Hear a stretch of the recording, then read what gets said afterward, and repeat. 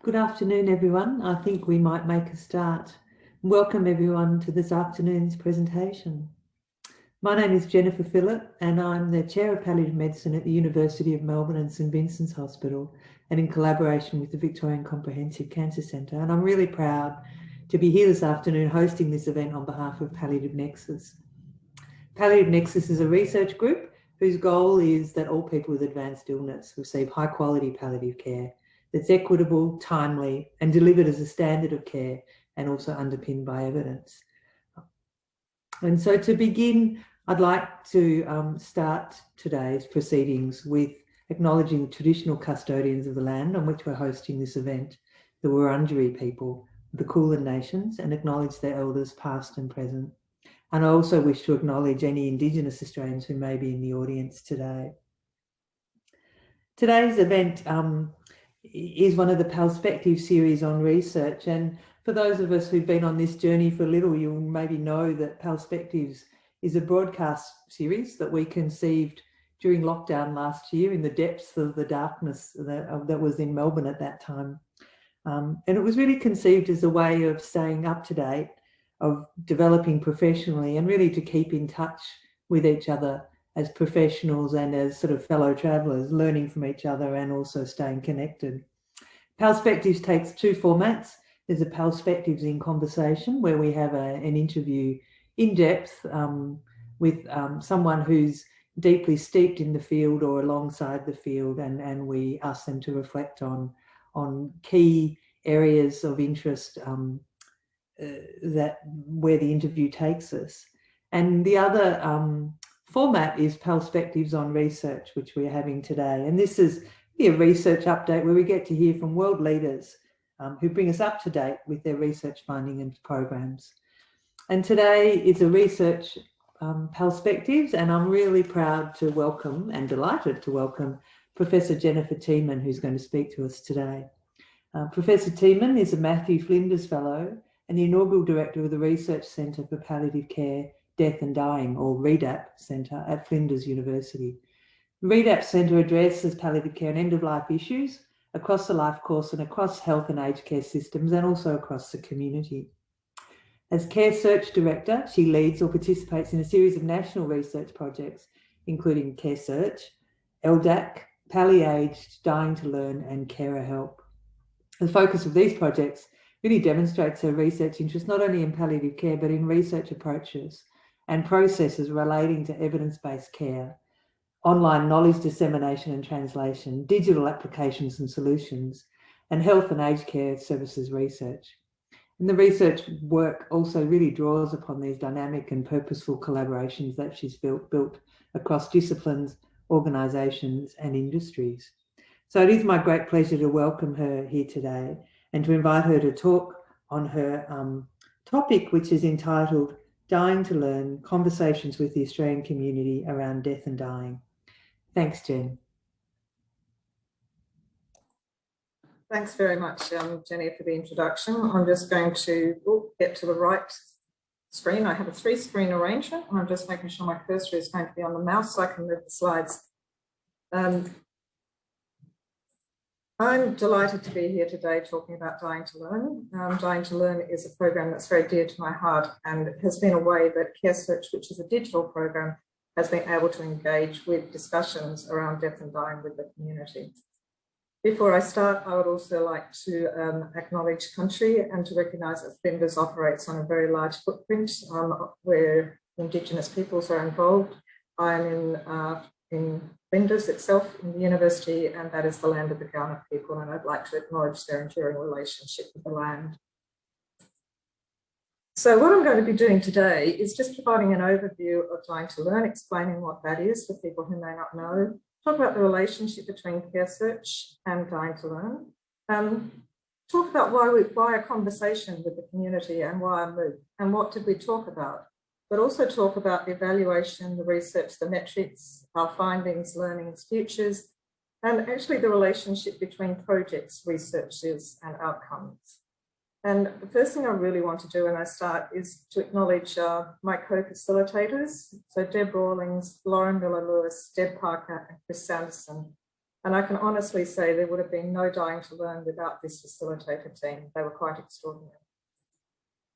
So CareSearch is an evidence-based, it's an evidence repository for palliative care. We act as a knowledge broker and we provide access to evidence and to evidence syntheses for health professionals and information and resources for those who are affected by the need for palliative care. So patients, carers, families and friends. And one of our distinguishing characteristics is we're online. But one of the things that we have learned over time when we've been dealing with evidence is that palliative care is by necessity entwined with death and dying. And death and dying is a very personal as well as a health consideration. But when you start to think about dying, the paradoxes start to come forward in our community. So death is universal and it's individual, but it's also framed by these personal, familial, cultural and societal systems in which we exist. It's seen as a medical event if we consider death certificates and the way that we manage data, but it's also very much the natural conclusion, even in our natural circumstances, to every life. We are also living longer, so we have greater access to information than we've ever had before, but we still seem to be surprised by death. Many of us say we want to die at home, but we're likely to die in hospital. Our society is changing. Many people have had a little direct experience of death. We're increasingly digital, we have changing patterns for work, for family, and there's a consumer focus that is increasingly coming into healthcare consideration. And then there's also issues around population ageing, disease patterns, increased pressures on hospital systems, and an interest in new models, such as AC, advanced care planning, compassionate communities, the discussion around euthanasia, death doulas. So these are the context in which we are sitting. And in a research frame, palliative care sits at an intersect, a disciplinary intersect, where it is viewed and informed by theories from many different disciplines. So Dying to Learn was probably just a very extraordinary one-line brain buzz at some stage for 2015 to 2017. So we put into a work program for CareSearch to say we wanted to develop a MOOC on death, dying and palliative care in Australia to build community awareness of palliative care and death as a normal process. In our mind, I think we had the idea that we wanted to create a safe digital space for a conversation about palliative care, but also to discuss death and dying. From that simple statement in an agreement came a genesis of work. And I guess it's worth remembering, why were we thinking about a conversation and why a MOOC? And at the time when we were considering this in 2014, there'd been obviously a growing interest in death cafes, public health approaches were starting to become more seen and visible. We knew that we were able to connect digitally. We were keen that there would be an opportunity to look at some form of learning or conversation which actually had an adult learning focus in terms of its principles. We wanted to cover different topics and we wanted it to be diverse and to reflect the diversity of the media that was available. And most of all, we wanted it to be easily accessible, readily available and free and open access. And to us, that said MOOC. And we would admit to being naive and saying, oh, we weren't even sure what MOOC was, but it sounded like the right thing. So from there, we went into an organic development of what would be this thing called Dying to Learn. So the facilitators and the five of us had different experiences and we had different backgrounds, but we were very diverse, even though most of us were interacting with palliative care. We also had content interests that came from specific areas of expertise, knowledge or passion. And we knew that we wanted the MOOC to be a lens on death and dying, not a palliative care learning module. And we wanted CareSearch and this purpose to engage with the general public and the community more broadly. And this was an intent, and we'll talk about what happened later. And we also went along trying to figure out what was a MOOC and what different types of MOOCs there were and how did you manage it. And we settled on a constructivist MOOC as a concept where people construct knowledge rather than being taught in a didactic way. And across the whole process, we felt that there was a commitment to evaluation, to trying to understand what was happening. There were a lot of practical realities to deal with. We had a new platform to master in open learning, trying to figure out what was assessment and interaction in this space. We had content to write, We also had licensing, copyright permissions, a whole range of things, because when you want to use content of different natures, you have to deal with the realities of licensing, copyright, and permissions. We wanted to create interactive tasks and also reflective tasks so people could take a chance to learn, to consider for themselves, and to share. And because we were doing it, we thought we should enable CPD for people as well, so we looked at those aspects. Then we came to a hard reality. How do you market or promote and message about a MOOC that's going to talk about death and dying? And that actually led to some very complicated conversations as we tried to figure out how to do that. We also were addressing environmental contexts at the different MOOCs that we've had, and we've now run 4. So in 2017, there was discussion about euthanasia, and obviously in 2020, there was discussion about COVID-19. So these are the environmental contexts within which we were sitting. We also were pretty worried about would we be able to report that we had actually got to 500 people, which is our KPI in part of our agreement. And we also wanted to undertake formal research and ethics as we went along. So the course organisation for the Dying to Learn, which is basically a 6-week activity, there's an orientation week. This is a get to know your facilitators, explore, meet some of your fellow collaborators and students, but also to explore a range of topics that we had up. So we will put up poems, short videos, perspectives on death and dying, and people had a chance to drop in and out and browse this material. And then for each of 4 weeks, we ran a particular set of activities. You couldn't do the course all at once. The module opened on a day, and then the next module didn't open till the following week. And the first week was dealing with how do we engage with death and dying. And this was looking at how we use language, how we use humour, and how we create memorials. So that was a way to start a conversation where people would be able to engage from their personal experience. In the second week, it was about representations of death and dying. So we were interested in presenting information and getting feedback on how do people see that we talk about this in literature, in movies, in TV, in poetry and in art. And so there was a chance for people to share that, to bring their perspectives, to make comment and to offer their ideas about how death is presented. The third week is always a very active one, and Chris Sanderson, who's a palliative care physician, presented the week. And it starts with the idea of death is the problem, is medicine the answer? And so that looked at the question about expectations, about life and death, living forever. How does medicine play into this process? How do we engage with the health system? And in the last week, we look at digital dying, this idea that the world has become very virtual. And what does that mean about how we are getting an understanding of death and dying? And what's happening in digital legacies and online mourning? So that was the last week. And in the last week of course, and in the last week, we gave people a chance to reflect, to provide more information, to offer exchanges. So that was how we set up the structure. And we had a core construct that sat beneath it. And this is the very uncomfortable term of death comfortableness. This idea that it wasn't a formal statement per se, but we wanted to know whether people were comfortable talking about death and dying and whether that changed. So we used an evaluation process for that. Alongside that, we actually did employ a death competence scale. So we used the coping with death scale to represent perceived knowledge and skills for coping with death, along with attitudes and beliefs. And so people were invited to participate in a research study to collect data using this scale. And basically, we were then able to explore this concept of death and dying and death comfortableness broadly and narrowly through using course metrics, enrolment data, formal scales, and qualitative analyses. So the way that we represent this is participants were advised at enrolment about the process. So there was obviously registration data, activity data, pre-post evaluation data, a pre-post research study, and then a post-MOOC follow-up study. And so we had a series of convoluted and complicated conversations with our ethics committees. We had a series of amendments, and then we made different amendments over each of the 3 years we presented as well.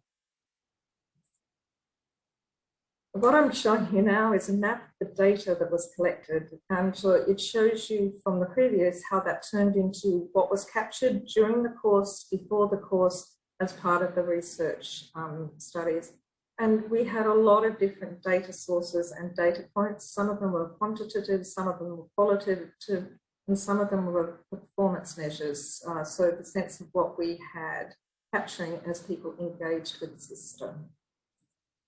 So in terms of study aims, we actually had multiple layers of study aims. So the first was related to our agreement deliverable, what we said we would actually do. And that was, could we deliver a MOOC about death and dying and actually get 500 people to sign up? So that was our baseline statement that we could do that. And then we had an evaluation aim, which was really about, is the course valued?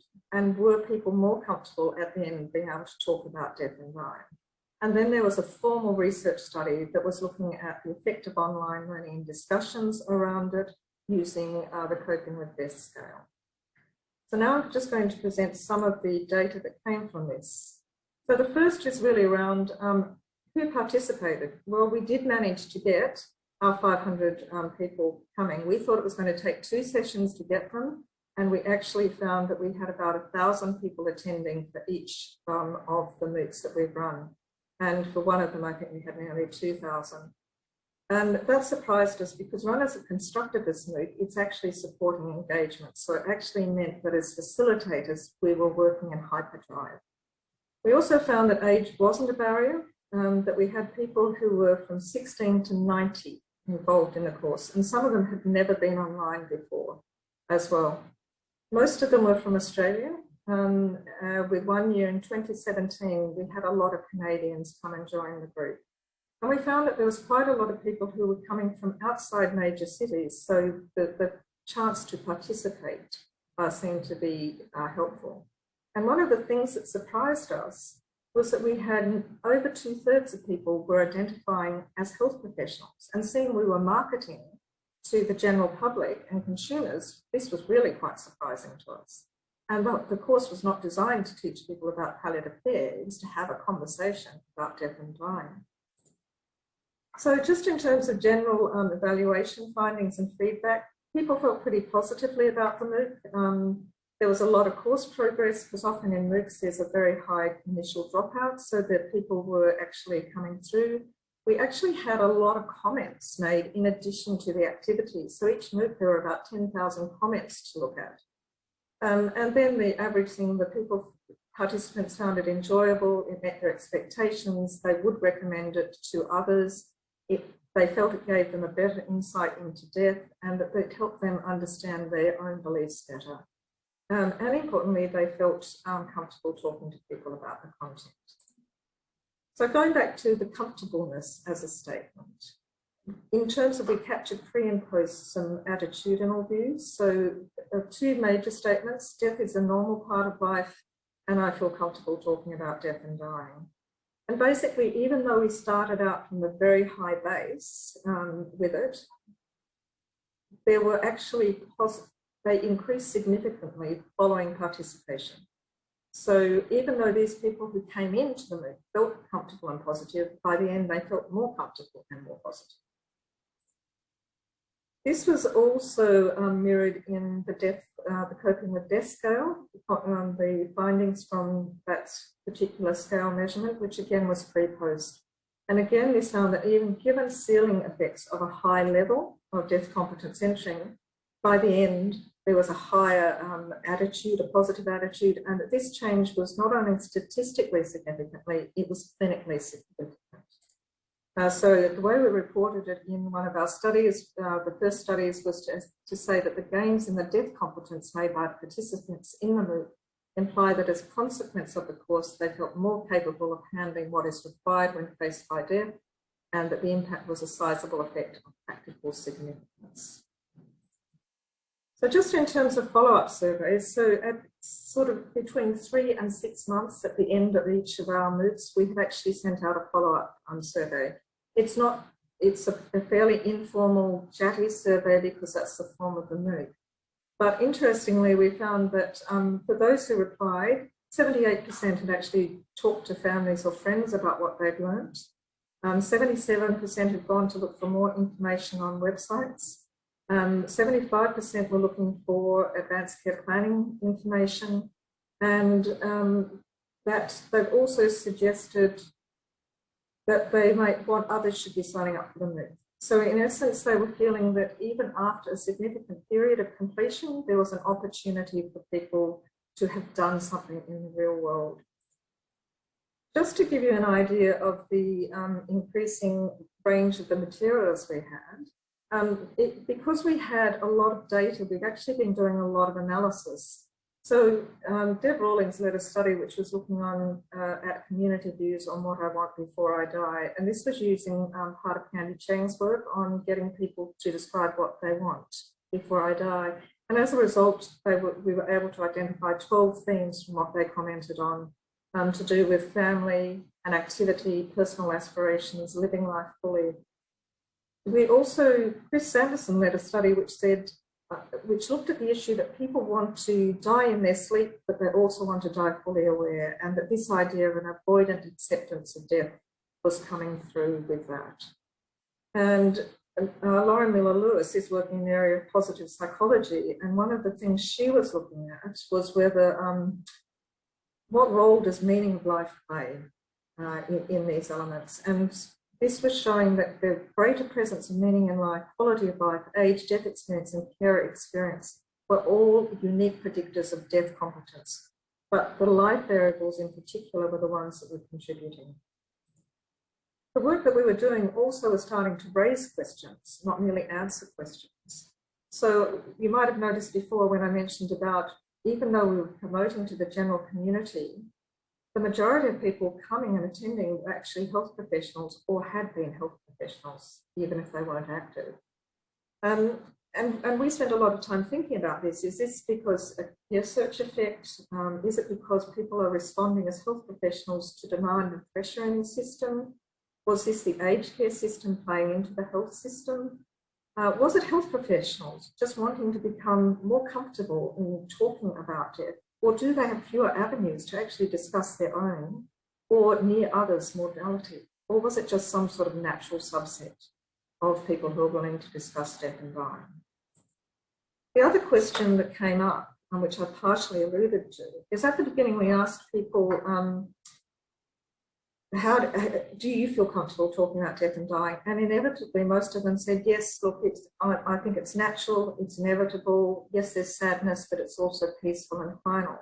But then when we asked them, what do you think other people feel?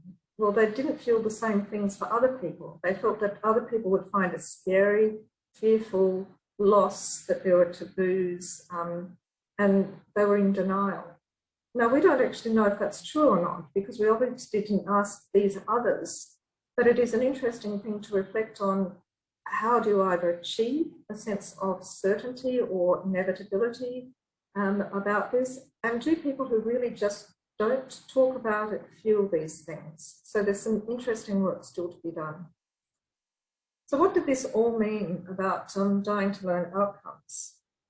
Well, I think the first thing it told us was, without being too proud of ourselves, we thought, well, for people who are pretty worried about whether we could get 250 people who would talk about it and get online to do it, it was pretty successful. We found that people were willing to talk about death and dying, and that they were also willing to have this conversation online. So that was a very important aspect for us. And we found that people came from across Australia.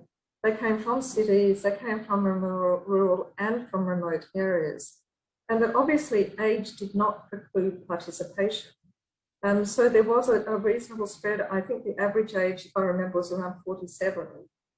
But there were people who were coming from the older age who were not terribly digitally literate, who were very interested in talking about it and had things they wanted to share. And as I mentioned, we thought we'd need 2 courses to get to our 500, but we ended up having over 4,000 in the first 3 courses. We knew that people enjoyed it and that they would recommend it to others, and that the 6-month follow-up was suggesting that people did go out into the real world, go offline, and actually pick up conversations and carry out some death preparedness activities. So when I started out, I was talking about Dying to Learn came from CareSearch. So it is a CareSearch product, and it is a function of us trying to understand the community to be able to provide more accurate and helpful and better interfaces for the community to learn about palliative care and death and dying. So what we've done in Dying to Learn for CareSearch has really flowed through in a number of different ways, which I just want to touch on. The first is it shaped engagement as a focus for CareSearch, and we ran a 2017 to 2020 engagement project because we felt this continuing interaction with and understanding audiences was critical. It also showed us that there was a role that needed to be considered around normalising death and dying as part of life. And this is now, in a sense, being reflected in the current National Palliative Care Strategy as well. We need to be able to talk or feel able to think about death and dying if we're going to do many of these expectations that we have for advanced care planning, considering organising care, many of the functions that we see as critical. It also provided us with really a critical reflection on how we see the community interfacing with palliative care. But actually, there is this personal, societal, community context that each individual brings to their interaction with palliative care. And also that there is this issue around health professional humanity that needs to be considered in the work that CareSearch does. I think it also taught us the value of incidental and purposeful data in the digital environment. And so these are the things that are shaping the current activities, including the portal redesign that CareSearch is currently undertaking and the development of a digital translation framework. There are also research outcomes. So in a sense, there have been 9 publications on this alone and a series of unrelated publications. There's been a piece in The Conversation and a number of national and international conference presentations.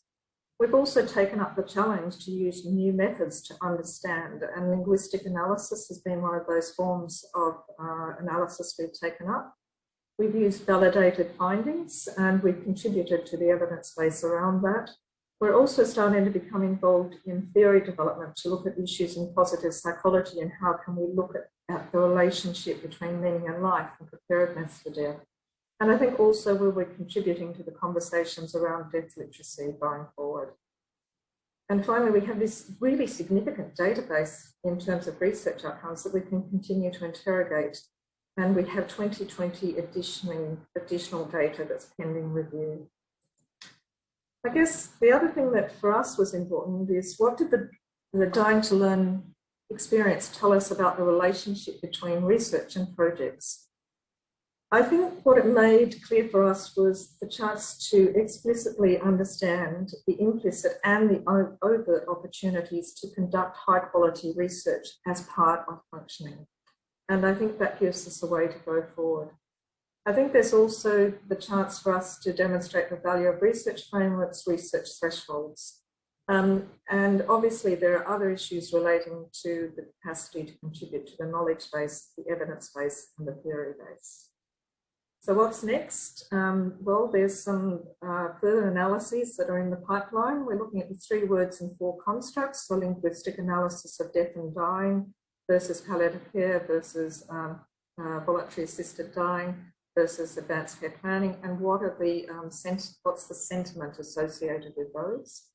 We're also going to finalise and report on data sets including futures of death, mortality acceptance, a qualitative study with DAD, death doulas, and then we want to look at how we can take these community perspectives into the CareSearch resources themselves, most notably with a Dying to Learn hub, which will be an ongoing, readily available resource, which will be available from late this year. And we're interested in looking at how other mechanisms in the online environment can help community conversations and interaction. And I guess really what I wanted to leave us today with is the voices, 2 of the comments that were made in the most recent ones. I think for us, I've talked a lot about the research, but it's the humanness of what was involved in the MOOC that most stands out for me. So one of the participants said, "I'm glad I undertook this course during the COVID pandemic. as I think it provided perfect timing to invite people to reflect and think about not only their own deaths, but also how they treat each other in life and in death. One of the other comments that was made also in this same 2020 MOOC is that I'm incredibly thankful for this opportunity. It has opened my eyes to the possibilities of taking ownership and helping others to take ownership of their deaths and therefore their lives. I'm really amazed how focusing so much on death has given me the desire to look at life more. I am excited about opening these opportunities and these conversations up with others in my life. Just going to leave you with links to the Finding Out More and some of the projects reports that have already been made available. And I would like to end the presentation by actually thanking the many people who contributed their time and expertise to the project, and particularly the participants who actually shared so freely during this period. Thank you.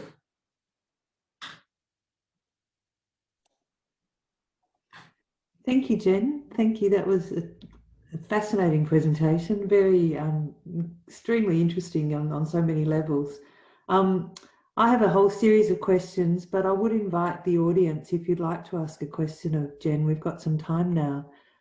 You can type your question in the Q&A function at the bottom of your screen. But I might kick off and ask you, well, actually make a comment really. I think it's interesting, there's this paradox that we have in our world whereby we don't talk about death and dying. And, you know, all the media is focused on the next new breakthrough and the fancy new medical thing. And yet people are coming out in droves to do an online course, you know, in a way that maybe they have not been comfortable before being online. And I wonder if you want to talk about that a little bit. I wonder if there's something about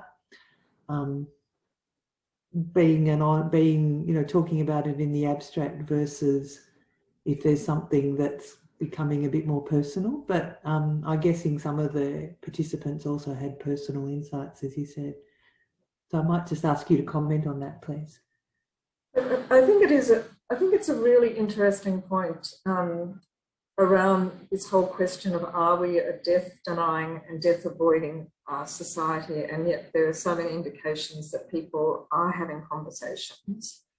And I wonder whether part of it is also that there's not a naturalness in which many of the ways in which people publicly engage around death and dying.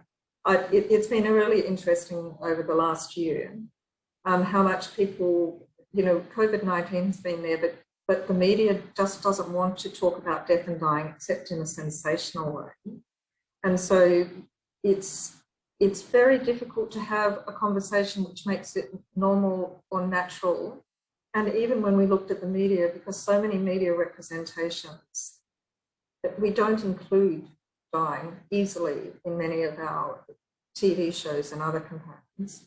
And I think people that do have different perspectives around it. And so some people are not comfortable talking about it. Some community groups, some religious groups, some others, we just feel it's not interesting. Sorry, that's the wrong word. It's not appropriate for them to talk in those ways. So we've got a whole series of things that are contributing, and we're not actually providing the opportunity for people to say positive things about, you know, it was really good the way that people cared for my mother when she died. That's not a story that's going to make the front page news, but the Royal Commission has had many, many stories where there have been difficulties in those components.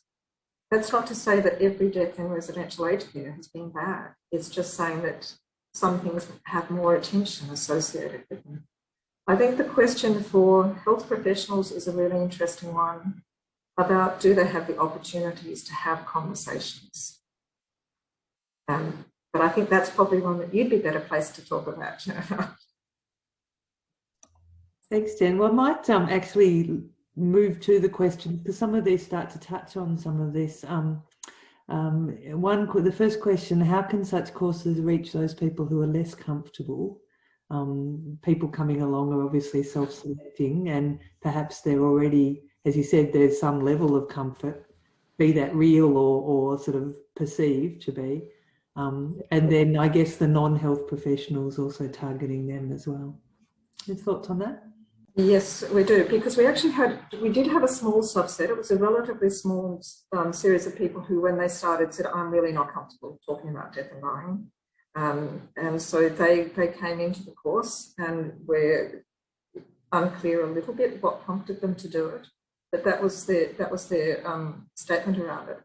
We did a subset analysis of that group and actually found by the end of the course they were comfortable talking about death and dying. So there's a sense, and I suspect it has to do with the capacity to find people who will listen to you potentially and talk and be open and sharing. And it's hard to talk about without people having been in it, how people communicated. There was a genuineness and an openness, which is often quite surprising in a digital environment. And I think that's where people were starting to be able to feel comfortable, because people would accept them for the comments that they made, which is, I don't feel comfortable about this, and they might talk about things and it would open a conversation. How we get to the people who aren't comfortable? Do we need to get to the people who aren't comfortable? Do we just need to help people to have more open conversations and allow communities to engage in these ways? Would be some of the thoughts. Yeah, thank you. No, that's a good point. Anand Kumar has said great presentation and asking you how you see the role of the MOOCs going forward. You know, would they have? It's interesting, and I'd even he suggested in education and also informing the needs of the public. Do you see it replacing the role of education and support groups? He's had great success with MOOCs in dementia education prevention in Tasmania. And maybe it's a future way to educate the public at large, but how do you engage, I guess, more broadly? It comes back to that. But I'd also like you to comment within that answer, Jen, around this whole notion of such a large MOOC, and yet you were talking about, you know, having it facilitated and also talking about sensitive things. So your thoughts on that? Look, I love the MOOC platform. The first year we did it, I didn't love it. It was a bit clunky, but the new platforms that we're looking at have this capacity to offer a really integrated set of experiences, so that you can pull together the chance for people to view videos, to actually have conversations off to the side, to look at having tweet chats almost within them. And I think it encourages people to engage. Now, I have to say that's not the MOOC platform alone. It's how you create your content and create the ways that people can share from where they are. So it's not a showing off thing. It's not about saying, I know more, so I'm going to get more on my test results. So I think there's a real opportunity to use these platforms in different ways. I do believe there is an opportunity to use this form as an online community. I think it's really important that we actually look at how we can create groups and that are not reliant on proximity, because I think then we can isolate people even further. With it, that doesn't mean everything can move online, but I think it has a place, and I think we need to understand those opportunities. The question of engaging larger groups, and then the question of the computer literate. You have to be really conscious how you're designing content, and I think for any large group where you're dealing with a sensitive subject, you don't want to control the interaction, but you have to be available for facilitation, because people obviously have had experience with death and dying in any large group, so that sense of facilitation and moderation. So for the period of 6 weeks we were involved, people didn't get a lot of sleep. We would be putting in 4 or 5 hours a night, actually working with the participants. We did have a facilitator for during the day, but the facilitators took over at night with it. And so we formed relationships, but we didn't want our relationships to dominate. We wanted the community ones too. The question of not literate, not computer literate, I think the technology is now becoming much less complex than it was even 5 years ago. So I think access in a different way is easier and more direct. I suspect the fact of everybody having been in lockdown for somewhere between 3 months and 8 months has probably changed levels of literacy in the community within a single year, if I'm honest, with it. And I think the chance to look at interactive, which these functions would give you, should be a great relief from Netflix. Jen, there's a question from Joanne Crooks. She's working on a Compassionate Communities Great Southern project, and this is ongoing community education is a big part of this, and wondering if this is going to be an ongoing option in some way, a MOOC being available. Yep, so this is, hi Joanne, this has really been a consideration for us because we only offered it once a year. It's a very intense course for us to facilitate, and it only runs for six weeks, and so people would be forever saying, but I can't make it then. And so that was a consideration. So one of the things we've actually been doing is taking the assets that we create within the MOOC, and we're reconfiguring some for a new Dying to Learn hub. So obviously that's not going to be the interactive MOOC, but it is going to be this 360-degree, if you like, look at death and dying. So we don't go straight into talking about palliative care, but we actually try and understand how does death and dying sit within a community and a society, and to look at that in different ways. What are the practices in different countries and different cultures? So that will be opening up later this year, and that could partially support some of those elements. I think the broader question about MOOCs that might sit in a range of these related areas is wide open. I think there's a huge opportunity to engage with the community around this in different ways. Yeah, it sounds like there could be, you know, a huge appetite or indeed thirst for it out there, given the numbers that you had.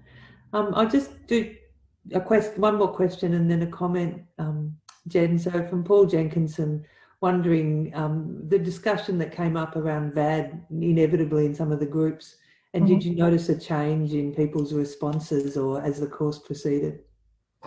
So probably not so much within a course, but in 2017, VAD was still a fairly hot, 2016, it was still a fairly public commentary that was going on.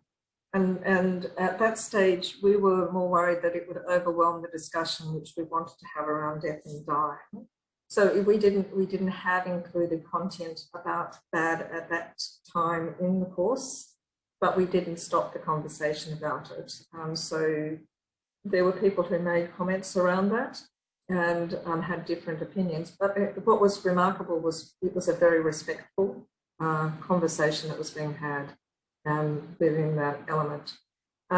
That's actually changed. So we actually introduced in 2018, we were interested in, will there be a change in rituals when you actually know the day that you're going to die, or the family knows the day that you're going to die? And so we got fairly limited data around that, but some data, and we'd actually put in some discussion points around how that was being reflected in the public literature at that time. And in this time around, we've actually asked people how they see that influencing lives, and that analysis is currently underway. And so I think